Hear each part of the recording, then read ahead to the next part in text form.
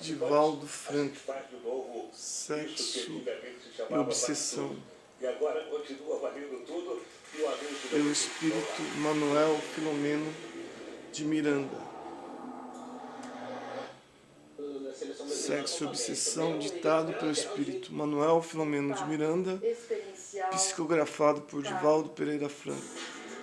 Publicação original 2002, Leal, Livraria Espírita, Alvorada Editora. Sumário: Divaldo Pereira Franco, Manuel Filomeno de Miranda, Sexo e Obsessão, Compromissos Iluminativos, O Poder da Oração, A Comunidade da Perversão Moral, O Drama da Obsessão na Infância, Conflito Obsessivo, Socorros Espirituais, Programações Abençoadas, Atendimento Fraterno, Lutas e Provações Acerbas, Recomeço Difícil e Purificador, Retorno à Cidade Pervertida, Estranho Encontros, Decisões Felizes, Visita Oportuna, Sexo e Obsessão, O Reencontro, Libertação e Felicidade, Os Labores Prosseguem, Liberdade e Vida, A Ruidosa Debandada, Recomeço Feliz, Considerações Edificantes, Convite à Reflexão e ao Testemunho, Despedida. Pós-fácil da editora Cidade Estranha, página 193. Aqui a gente tem a vida de Divaldo Pereira Franco. Divaldo Pereira Franco nasceu no dia 5 de maio de 1927, em Feira de Santana, Bahia. É conhecido como um dos maiores médiuns e oradores espíritas da atualidade. Sua produção psicográfica é superior a 50 obras, com tiragem de mais de 5 milhões de exemplares, das quais 70 já foram traduzidas para 15 idiomas. Ao longo de sua incansável trajetória como divulgador da doutrina espírita, realizou mais de 1000 conferências em cidades brasileiras e estrangeiras, visitando cerca de 60 países em 4 continentes. Por sua destacada ação com médiuns, conferencista e orador, tem recebido homenagens e títulos de várias instituições nacionais e internacionais. Em 1952, juntamente com seu fiel amigo Nilson de Souza Pereira, fundou no bairro de Pau de Lima a Mansão do Caminho, através da qual tem prestado inestimável serviço de assistência social a milhares de pessoas carentes da cidade de Salvador. Todos os direitos de reprodução, cópia, comunicação em público e exploração econômica dessa obra estão reservadas única e exclusivamente para o Centro Espírita Caminho da Redenção, CECR.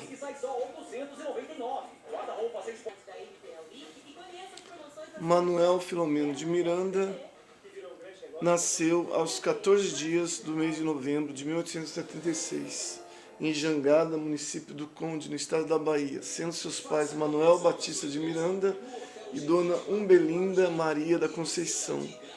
Convertido ao espiritismo na cidade de Alagoinhas, Bahia, pelo médium Saturnino Fávila, em 1914, que o curou de grave enfermidade. Conheceu José Petitinga na capital, começando a frequentar sessões da União Espírita Baiana, fundada em 1915. Exerceu vários cargos na União, sendo eleito presidente pela Assembleia Geral pela desencarnação de José Petitinga. As suas atividades doutrinárias foram direcionadas para as questões da obsessão e desobsessão. Sexo e obsessão. Tem sexo os espíritos? Essas perguntas são do Livro dos Espíritos de Allan Kardec. Não como entendeis, pois que os sexos dependem da organização. Há entre eles amor e simpatia, mas baseados na concordância dos sentimentos. Em nossa existência, pode o espírito que animou o corpo de um homem animar o de uma mulher e vice-versa? De certo, são os mesmos os espíritos que animaram os homens e as mulheres. Quando errante, que prefere o espírito encarnar no corpo de um homem ou no de uma mulher? Isso pouco lhe importa. O que o guia na escolha são as provas por que haja de passar. Os espíritos encarnam como homens ou como mulheres, porque não tem sexo, visto que lhes cumpre progredir em tudo. Cada sexo, como cada posição social, lhes proporciona provações e deveres especiais, e com isso ensejo de ganhar experiência. Aquele que só como homem encarnasse, só saberia o que sabem os homens. O Livro dos Espíritas, de Allan Kardec, parte 2, capítulo 4. Sexo e obsessão. Graças à conduta moral em cada polaridade, mais fácil se lhe torna, quando edificante, escolher o próximo cometimento. No entanto, quando se permite corromper ou desviar-se do rumo das suas funções, gera perturbações emocionais e psíquicas que lhe impõem duros processos de recuperação, de que não se pode furtar com facilidade. A correta aplicação das forças genésicas propicia ao espírito a alegria de viver, entusiasmo no desempenho das tarefas que lhe dizem respeito, constituindo-se emulação para o progresso e a felicidade. Nada obstante, o sexo é um dos capítulos mais complexos de algumas ciências psíquicas, tais como a psicologia, a psicanálise, a psiquiatria, em razão das disfunções e dos desconcertos que ocorrem em muitas vidas como resultado das experiências atormentadas, próximas ou remotas, que lhe geraram desequilíbrios e inarmonias, hoje refletidos em seu comportamento. Valiosos desequilíbrios e inarmonias hoje refletidos em seu comportamento.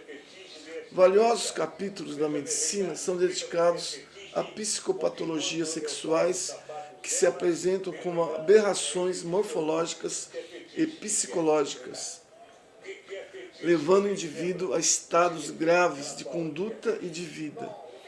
Eminentes estudiosos da sexologia vêm procurando desmistificar as funções sexuais, que a ignorância medieval vestiu de fantasias e de pecados, gerando perturbações emocionais muito graves nas criaturas humanas. Como decorrência da nobre proposta, a liberação sexual, exagerando as suas licenças morais, vem trazendo transtornos graves e desarmonias profundas em muitos indivíduos que vivem conflitivamente em razão das dificuldades para se adaptarem às exigências comportamentais do momento. É natural que no momento de transição de valores campeiem o absurdo e o fantasioso, tentando adquirir cidadania moral, ao tempo em que empurram os cidadãos na direção do fosso da promiscuidade e do desespero, da fuga pelo tabaco, pelo álcool, pelas drogas aditivas, pela alucinação, pelo suicídio. Torna-se indispensável, com imediata, uma nova ética moral, a fim de que os valores nobres, granjeados pela sociedade no curso dos milênios, não se percam no chafurdar das paixões e no desprestígio das instituições, como o matrimônio, a família, a castidade, a saúde comportamental, o grupo social. O matrimônio e a monogamia são conquistas valiosas, logradas pelo ser humano após torpes experiências de convivência doentia através dos tempos. Tentar reduzi-los a lembranças do passado é uma aventura macabra, cujas consequências são imprevisíveis para a própria sociedade. Vive-se na Terra a hora do sexo. O sexo vive na cabeça das pessoas, parecendo haver saído da organização genésica onde se cedia. Naturalmente, o pensamento é força atuante e desencadeadora da função sexual. Reduz o indivíduo apenas às imposições reais ou estimuladas do sexo em desalinho, conforme vem acontecendo é transformá-lo em escravo de uma função pervertida pela mente e atormentada pelas fantasias mórbidas. O ser humano são seus valores éticos, suas aspirações, seus sonhos, suas lutas, suas grandezas e também aprendizagens dolorosas. Graças a todos esses fenômenos do cotidiano, ele cresce e se aprimora, saindo dos limites em que se encarcera para os incomparáveis voos da amplidão. Sitiá-lo no gozo sexual e asfixiá-lo nos vapores do libido perturbada constitui agressão injustificável às suas conquistas emocionais, psíquicas e intelectuais, que lhe dão sabedoria para discernir e para realizar. Progredindo sempre, o espírito jamais retrograda no seu processo reencarnatório.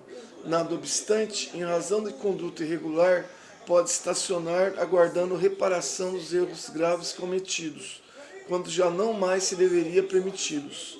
Nesse desenvolvimento, o intelecto moral vincula-se àqueles a quem ama ou a de quem se distanciou pelo crime e pela iniquidade, experimentando o apoio dos afetos e a perseguição dos inimigos, que não o perdoam pelas ofensas de que foram vítimas. É nesse campo de lutas que surgem as lamentáveis e dolorosas obsessões de graves consequências.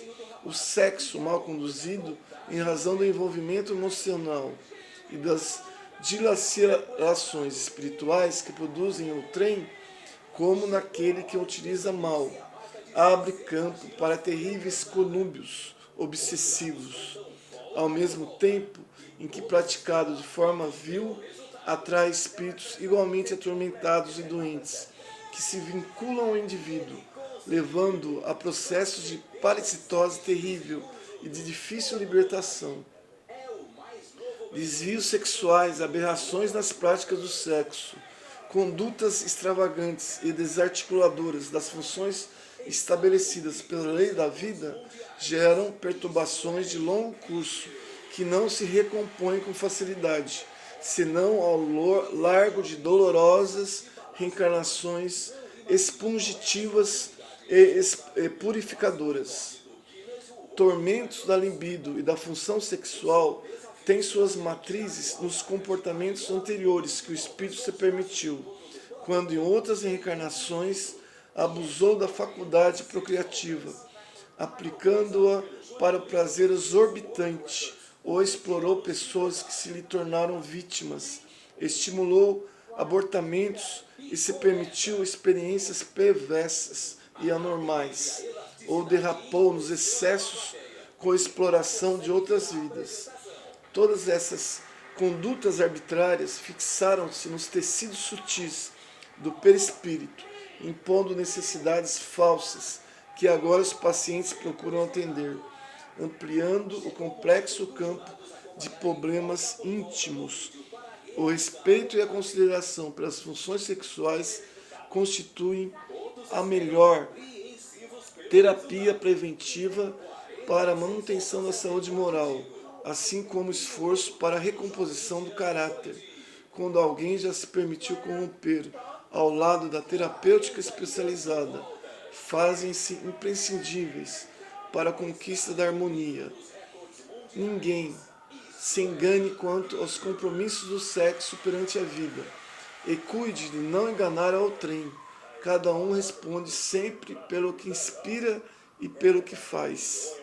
O sexo não foi elaborado para o prazer vulgar, senão para as emoções superiores na construção das vidas, ou para as sensações compensativas quando amparado pelas dúlcidas vibrações do amor, mantendo a afetividade e a alegria de viver. Nesse livro, tentamos fazer um estudo cuidadoso sobre sexo e obsessão, baseado em fatores reais, que vimos acompanhando desde há vários anos. Procuramos suavizar o relato, evitamos chocar alguns leitores menos avisados ou desconhecedores da doutrina espírita. Porém, evitamos disfarçar a realidade dos acontecimentos, tirando-lhes a legitimidade, de forma que a nossa mensagem possa alcançar as mentes e os corações, desenovelando-os de diversos conflitos e despertando-os para algumas ocorrências de parasitose obsessiva, em que talvez se encontrem envolvidos. O padre Mauro ainda se encontra na Terra, havendo recebido os espíritos que se reencarnaram para resgates imperiosos e inadiáveis, conforme comprometera-se em nossa esfera de ação espiritual.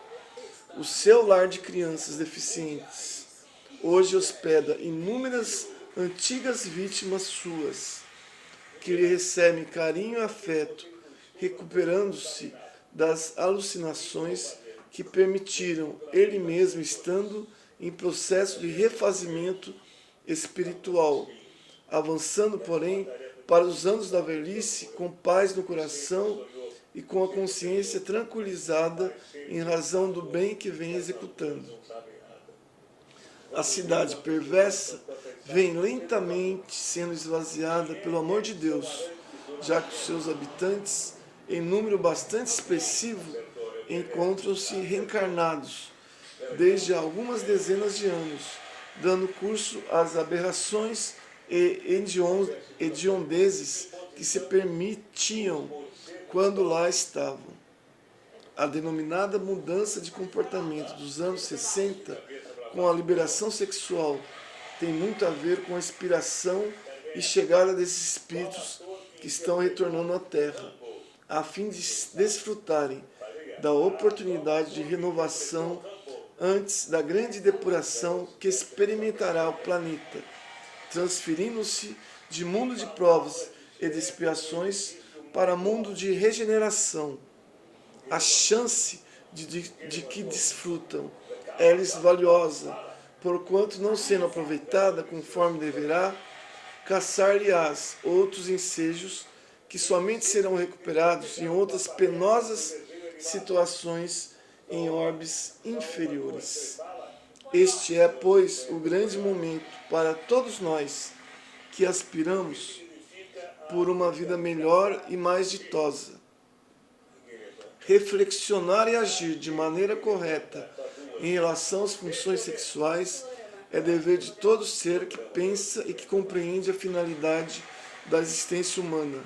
Nessa hora de conturbação moral e de violência, de agressividade, de aberrações sexuais, de descontrole geral, de sofrimento de toda parte, cumpre-nos a todos somar esforços em favor dos princípios da dignidade humana e da honradez, do equilíbrio no comportamento e da educação das gerações novas, único meio de oferecer ao futuro uma sociedade menos conturbada e deslindada dos terríveis cipoais da obsessão. À educação moral cabe a tarefa de construir um novo homem e uma nova mulher, que formarão uma nova e saudável sociedade para o porvir.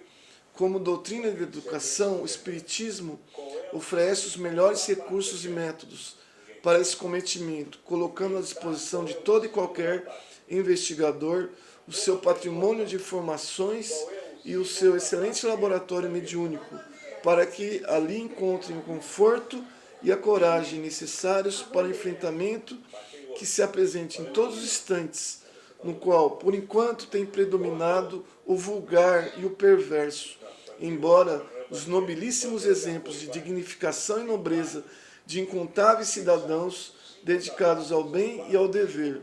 Reconheço que alguns companheiros de lide espírita e outros vinculados a diferentes crenças religiosas e diversas filosofias de comportamento dirão que o nosso é um livro de fantasias e destituído de qualquer sentido literário ou cultural. Não entraremos no mérito da opinião que todos têm o direito de sentir e mesmo de expressar.